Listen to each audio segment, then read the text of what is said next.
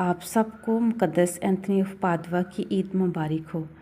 آج کی اس عید کے موقع پر ہمارے لیے آج کی انجیل مقدس مرکز رسول کی انجیل، اس کا 5 باب 20 سے 26 آیات تک۔ کیونکہ میں تم سے کہتا ہوں کہ اگر تمہاری راستی فقیوں اور فریسیوں کی راستی سے زیادہ نہ ہو تو تم آسمان کی بادشاہی میں ہرگز داخل نہ ہوگے۔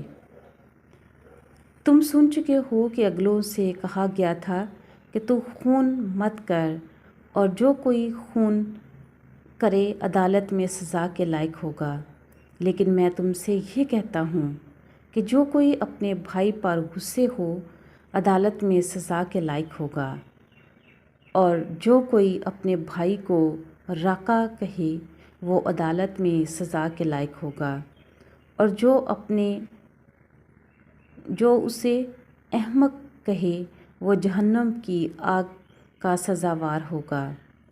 پس اگر تو قربان گاہ کے پاس اپنی نظر لے جائے اور وہاں تجھے یاد آئے کہ میرے بھائی کو مجھ سے کچھ شکایت ہے، تو اپنی نظر قربان گاہ کے سامنے چھوڑ کر چلا جا۔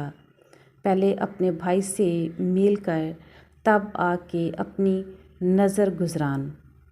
اور جب تو اپنے مدعی کے ساتھ راہ میں ہے، جلد اس سے میل کر، تا نہ ہو کہ مدعی تجھے منصف کے حوالے کرے اور منصف تجھے پیادے کے سپرد کرے اور تو قید خانہ میں ڈالا جائے۔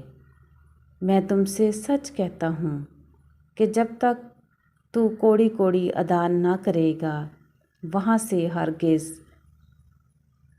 نہ چھوٹے گا۔ انجیل مقدس کے پڑھے اور سنے جانے پر خداوند کی برکت ہو، خداوند کا شکر ہو۔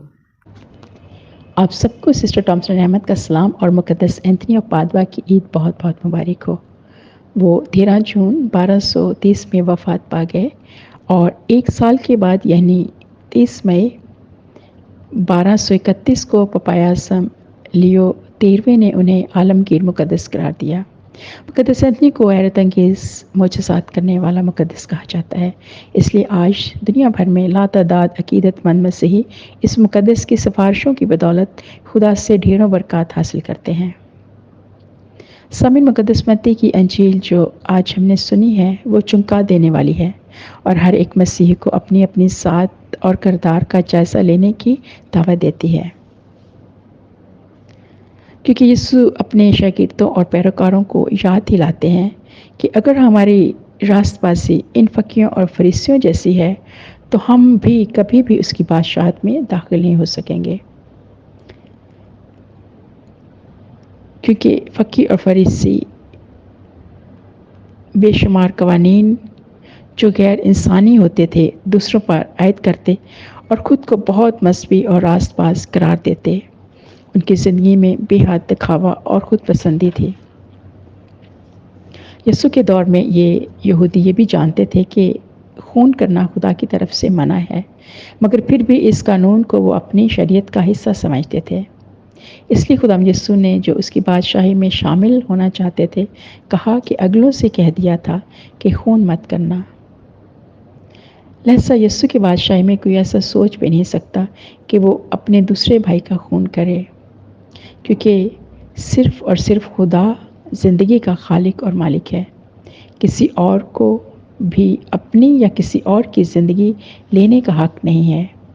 اس کی بادشاہت میں ہر انسان، خواہ وہ غریب ہو یا امیر، ہم وطن ہو یا پردیسی، عورت ہو یا مرد، سب کو یسوع تحفظ اور عزت بخشتا ہے۔